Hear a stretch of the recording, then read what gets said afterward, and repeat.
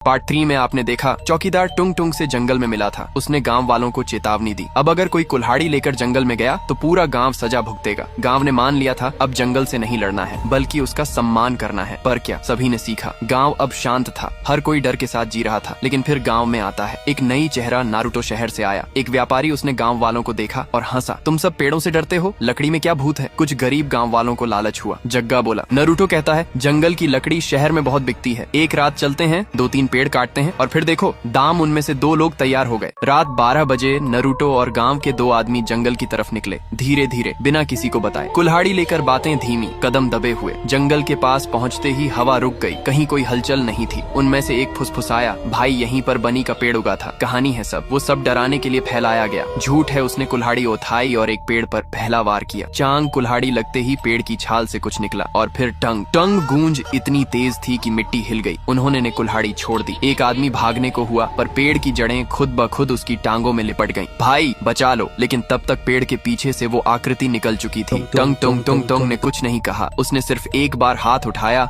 और उसका चेहरा डर से सफेद पड़ चुका था। वो चीखा, माफ कर दे, मुझे नहीं पता था। लेकिन चीख सुनी नहीं गई और 10 सेकंड बाद तीनों गायब थे। अगली सुबह गांव वाले खेतों की तरफ निकले और देखा 3 नए पेड़ उगाए थे। उनकी छाल पर नाम खुदे थे, नारुतो और उन 2 आदमियों का जो रात जंगल गए थे। चौकीदार समझ गया नियम टूट गया है। चौकीदार ने पंचायत में गांव वालों को इकट्ठा किया। अब टुंग टुंग किसी को चेतावनी नहीं देगा, अब वो सीधे सजा देगा पूरे गांव को। अगर हमने अब भी नहीं समझा तो अगली बार घरों से लोग नहीं गायब होंगे, पूरा गांव पेड़ बन जाएगा। रात गांव में हवा बहुत तेज थी। दरवाजे खुद ब खुद हिलने लगे। दीवारों में फिर से लकड़ी की दरारें उभरने लगी। बच्चों के कमरे में मिट्टी की गंध भरने लगी। और फिर पूरा गांव एक साथ सुनता है टंग टंग। पर इस बार आवाज जंगल से नहीं, हर घर के भीतर से आ रही थी। अगली सुबह गांव बिल्कुल शांत था। दरवाजे खुले थे लेकिन कोई बाहर नहीं आया। चौकीदार का घर भी खुला पड़ा था। और फिर गांव के चारों ओर के खेतों में सैकड़ों पेड़ उग चुके थे। हर पेड़ की छाल पर एक नाम था। हर नाम गांव के किसी सदस्य का था। टुंग टुंग का नियम तोड़ा गया था। अब जंगल ने अपना ले लिया। पूरा गांव अब वो जंगल वीरान नहीं, आबाद है। इंसानों से नहीं, इंसानों के पेड़ों से। कोई वहां जाने की हिम्मत नहीं करता और अगर कोई वहां पहुंच भी जाए तो उसे सिर्फ एक आवाज सुनाई देती है,